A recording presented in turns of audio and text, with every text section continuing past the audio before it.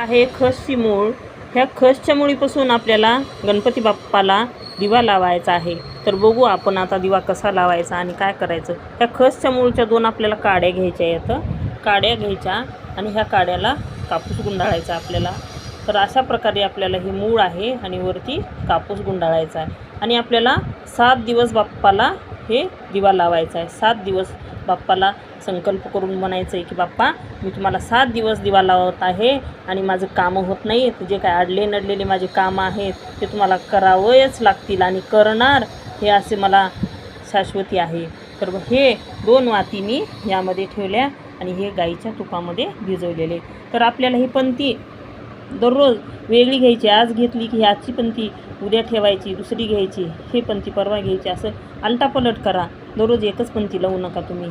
आणि ह्या खसच्या मूळच्या ह्या 2 वाती आपण पंथीमध्ये ठेवलेल्या आहेत. तर हे बुधवारपासून चालू करा आणि खूप दिवसांनी तुमचे कामं नडलेले आहेत. तर हे तुमचे काम हे खसची मूळ करणार आणि बाप्पा करणार. हे बघा, तुम्ही करून तर बघा आणि काम झाल्यानंतर मला कमेंट करा. जय श्री गणेश.